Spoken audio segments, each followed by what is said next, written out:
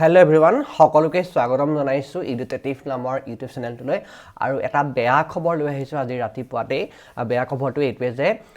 যি ডিএমই নিযুক্তি প্ৰক্ৰিয়া অনুষ্ঠিত কৰাৰ কথা কৈছিল সেই ডিএমই নিযুক্তি প্ৰক্ৰিয়া ইতিমধ্যে বাতিল কৰা হৈছে আৰু এইটো এটা পৰীক্ষাৰ্থীসকলৰ বাবে যথেষ্ট বেয়া খবৰ যি নিযুক্তি প্ৰক্ৰিয়া আছিল সেই নিযুক্তি প্ৰক্ৰিয়া ধুবুৰী নগাঁও নলবাৰী আৰু কোকৰাঝাৰ মেডিকেল কলেজৰ বাবে আছুতীয়াকৈ অনুষ্ঠিত কৰাৰ কথা কৈছিল আৰু 2022 চনৰ অক্টোবৰ মাহতে এই নোটিফিকেশন আহিছিল আপোনালোকে যদি চাব বিচাৰে নোটিফিকেশনটো মই ডেসক্ৰিপচনত দি দিম আপোনালোকে চাই ল'ব পাৰে যাতে আপোনালোক কনফিউজ নহয় আৰু সেই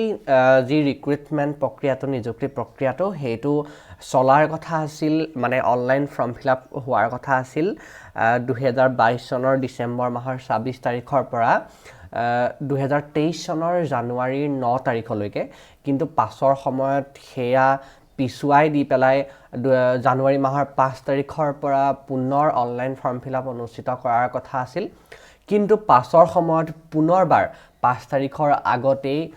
এই অনলাইন ফৰ্ম ফিলআপটো অনিৰ্দিষ্ট কাললৈ পিছুৱাই দিয়া হৈছিল আৰু এতিয়া শেহতীয়াকৈ এটা বাতৰি আহিছে যে এই বাতৰিৰ মতে এই নিযুক্তি প্ৰক্ৰিয়া বৰ্তমান সম্পূৰ্ণৰূপে বাতিল কৰি দিয়া হৈছে সম্পূৰ্ণৰূপে বন্ধ কৰি দিয়া হৈছে গতিকে এই নিযুক্তি প্ৰক্ৰিয়াৰ বাবে অনলাইন ফৰ্ম ফিলআপ আৰু কেতিয়াও নহব গতিকে এটা অতি বেয়া খবৰ আমাৰ পৰীক্ষাৰ্থীসকলৰ বাবে যি সকলে প্ৰিপাৰেচন চলাই আছিল আৰু লগতে আপোনালোকক আৰু এটা কথা কওঁ যে আপোনালোকে কনফিউজ নহব কিয়নো হবলগীয়া যি অহা 22 তাৰিখে পৰীক্ষাসমূহ হ'ব সেই পৰীক্ষাসমূহটো এতিয়াও হ'বই হেতু কেনসেল কৰা হোৱা নাই আৰু সেই পৰীক্ষাসমূহৰ লগতে যি নোটিফিকেশন আহিছিল যি ফৰ্ম ফিলআপ হৈছিল তৃতীয় বৰ্গৰ বাবেও সেই পৰীক্ষাও অনুষ্ঠিত হ'ব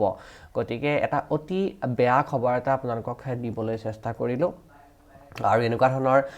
খবৰবিলাকৰ সৈতে জড়িত থাকিবলৈ হলে আপোনালোকে চেনেলটো সাবস্ক্ৰাইব কৰি বেল আইকনটো টিপি ল'বলৈ নাপাহৰিব